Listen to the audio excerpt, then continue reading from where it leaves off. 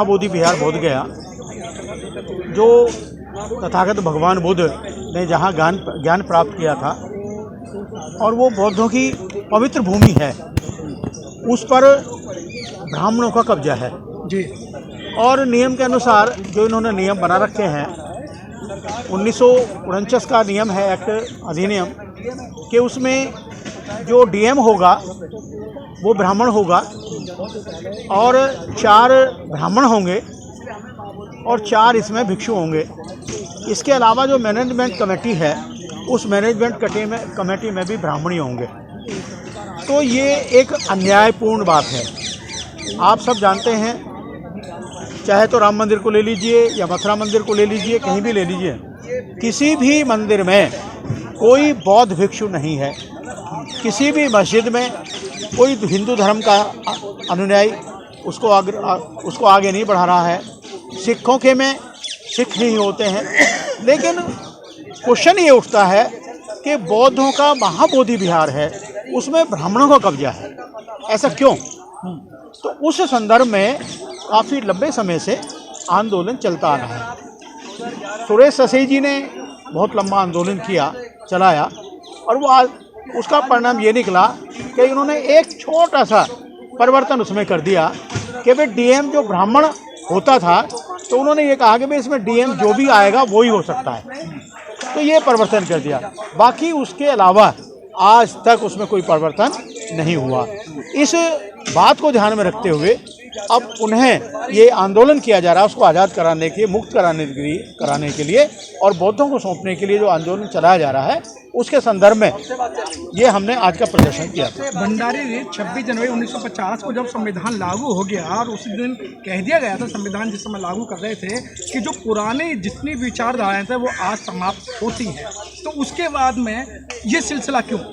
देखिए, सब जगह ब्राह्मणवाद है, जातिवाद सबसे ज़्यादा बड़ा है और सबसे बड़ा थोड़ा सा कारण हमारा ये रहा है, चाहे अभी अपनी हम कमी बता दें या कुछ बता दें, क्योंकि बिहार में जहाँ ये महाबोधि विहार है, मंदिर है, वहाँ पर बौद्धों की संख्या बहुत कम है, जिसकी वजह से जो वहाँ का अस्तित्व थोड़ा सा गड़बड़ रहा और भारत के बुद्ध जो है, भारत के भिक्षु वहाँ पर कम पहुँच पाए और जो भी आंदोलन वगैरह किया वो विदेशों के भिक्षुओं ने किया।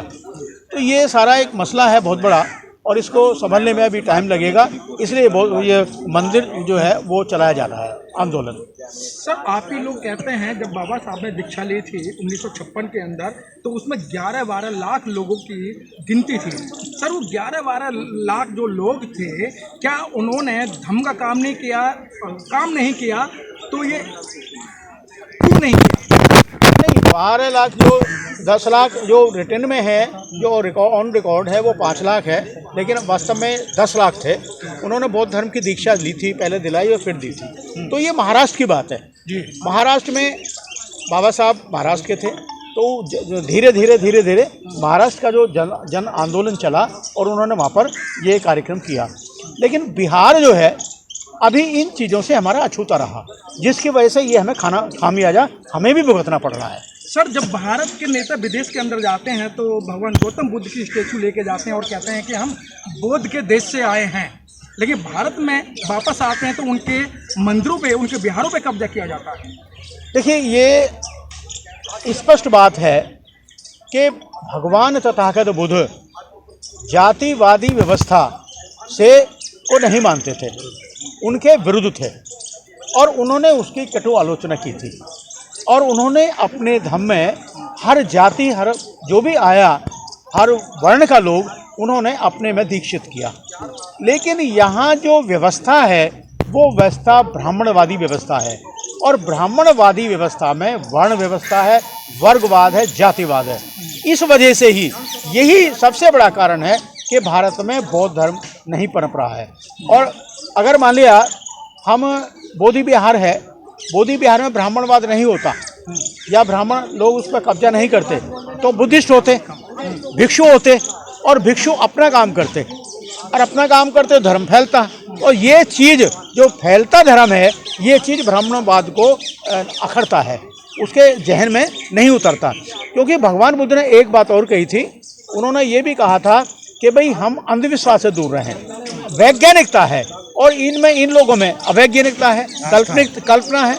तो इसलिए इन दोनों का मेल नहीं खाता और ये नहीं चाहते कि भारत में बौद्ध धर्म पनपे, क्योंकि बौद्ध धर्म पनपेगा, अगर बढ़ेगा आगे तो वर्ण व्यवस्था समाप्त होगी, समानता आएगी, स्वतंत्रता मिलेगी, सबको सामाजिक स्वतंत्रता मिलेगी।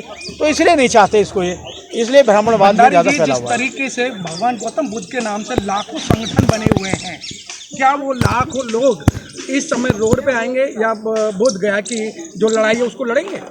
देखिए, जो लाखों संगठन बने हुए हैं, लाखों संगठन बने हुए हैं, वो संगठन जरूरी नहीं है कि वो इस आंदोलन में साथ दें, लेकिन मुख्य रूप से जब प्रयास किया जाएगा तो उसमें लोग साथ देंगे। जैसे आज आपने देखा तो ये हमारा ज़्यादा लंबा चौड़ा प्रयोग नहीं था, शॉर्ट टाइम पर ही हमने आंदोलन किया, आज का धरना प्रदर्शन किया, लेकिन फिर भी हज़ारों व्यक्ति यहाँ आए, हमें उसका धन्यवाद करना चाहिए। और इसी तरह से अगर आंदोलन चलता रहे तो दिल्ली में ये आंदोलन बहुत बढ़ जाएगा। और अब की बार अगर दोबारा आंदोलन हम करेंगे इस तरह का, तो हम और संस्थाओं को जोड़ेंगे और उनका सहयोग भी हम लेंगे। सबसे पहले the Buddhist society of India ने पहल की है, लेकिन और जो संस्था हैं वो एक दूसरे से की बगले झाँक रहे। अगर हम आंदोलन करेंगे तो ऐसा ना हो सरकार हम पे तानाशाही करे और कब्जा करे। देखिए, ये तो मैं दूसरे को आलोचना तो मैं नहीं कर सकता, मैं नहीं करूँगा कि अभी वो ध्यान लें ना लें, लेकिन ये है कि हमने प्रयास किया और प्रयास में हम सब लोग सफल रहे। और बुद्धिस्ट सोसाइटी का तो काम ही बुद्धिस्टों को बढ़ावा देना है। हम हर साल, आपको मालूम है कि हर साल हम दीक्षा दिलवाते हैं। और अभी 2021 में 10,000 लोगों ने दीक्षा ली थी, आपको मालूम ही है, जिसमें राज्यपाल गौतम को भी रिजाइन देना पड़ा था। तो हर साल हम दीक्षा लेते हैं। इस बार भी हमने दीक्षा ली थी, अक्टूबर में दिवाई थी, तो 500 लोगों ने दीक्षा ली थी। तो बुद्धिस्ट सोसाइटी का तो काम ही बुद्धिस्ट बनाना है, आडंबर को समाप्त करना है, बुद्धिस्ट बनाना है। तो ये बुद्धिस्ट सोसाइटी का तो हमारा काम ही है। अब और जो संस्था हैं उनके अपने अलग अलग काम हैं, अलग अलग काम है। हो सकता है दूसरी संस्था कुछ और काम करती हो, लेकिन बुद्धिस्ट सोसाइटी काम तो केवल भारतीय ये काम है कि हमें बुद्धिस्ट बनाना है और बौद्ध धर्म को आगे बढ़ाना है। सर, अभी भी विश्व सूत्रों से ज्ञात हुआ है कि जो आपके राष्ट्रीय अध्यक्ष हैं दी बुद्धिस्ट सोसाइटी ऑफ इंडिया के राष्ट्रीय अध्यक्ष राज रतन जी, वो कह रहे हैं कि हम विदेशों में भी अभी एक सेमिनार होने जा रहा है, उसमें बोध गया के बौद्ध विहार को मुक्त कराने की आवाज़ उठाएंगे। अभी आपने शायद मेरी बात को सुना हो या ना सुना हो, मैं दोबारा सिर्फ को रिपीट कर देता हूँ। भारत जो विश्व है उसमें 102 कंट्री हैं, और 102 कंट्री हैं जो बुद्धिस्टों का प्रतिनिधित्व करते हैं। हर देश से एक संयुक्त परिषद है, ये बुद्धिस्टों की परिषद है, पूरे वर्ल्ड की फेलोशिप है। और उस फेलोशिप में जो राय रतन अम्बेडकर हैं, आज की डेट में वो सचिव हैं। तो ये तो संभव नहीं है कि भाई वो ना आवाज़ उठाएं, लेकिन जब 102 विदेश विश्व के 102 कंट्रीज़ इस बात को उठाएंगे, बुद्धिस्ट वाले उठाएंगे, तो ये जरूर मान्य होगा। और हमें उम्मीद है कि आगे चल के ये अपनी सफलता प्राप्त अवश्य करेगा। भंडारी जी, क्या लगता है आज के आंदोलन से सरकार के कानों पे कोई जू रहेंगे? देखिए, सरकारी कानून में जो आज हमने महामहिम राष्ट्रपति महोदय को ज्ञापन दिया है, हमारी चिट्ठी आ गई, वापस साइन होकर आ गई है, हमने राष्ट्रपति महोदय को दिया है। और कमीशन में हम जो 1-2 दिन में कमीशन को देंगे, और फिर हम बिहार के राज्यपाल को और नीतीश कुमार को हम देंगे सारा डॉक्यूमेंट्स अपने बना करके। ज्ञापन तो दे देते हैं, लेकिन उस पर कार्रवाई पुनः नहीं की जाती है। ज्ञापन तो लाखों की तादाद में जाते हैं, लेकिन पुनः से कार्रवाई की जानी चाहिए, वो नेता कार्रवाई नहीं करते। देखिए, अब ये तो कार्रवाई करना सरकार का काम होता है, ये सरकार करेगी काम। अब हमारा काम जो है, हमारा काम केवल अपनी बात को रखना है, और जब तक हम अपनी बात को नहीं रखेंगे तो दूसरा कौन सुनेगा। हम अपनी बात को हमने रखी है आज, और इस 30 दिन से जो बोध गया में आंदोलन चल रहा है वो भी अपने बात को रख रहे हैं। अब वो उनको पर डिपेंड करता है कि हम उनको कितना बाध्य कर पाते हैं, कितना हम उनको महसूस करा पाते हैं कि भाई इनके अन्यायियों के साथ अन्याय हो रहा है, बुद्धिस्टों के साथ अन्याय हो रहा है, तो कितनी समझ में इनको आ पाती है। तो ये हम प्रयास हमारा जारी है, बौद्ध भिक्षुओं का प्रयास जारी है, और हमें तथागत भगवान बुद्ध के ऊपर विश्वास है, और आशा भी करते हैं, हम निराशावादी नहीं हैं जो बुद्धिस्ट हैं। आशा यही करते हैं कि एक ना एक दिन ये बुद्ध विहार, महाबोधि विहार ब्राह्मणों के कब्जे से अवश्य मुक्त हो।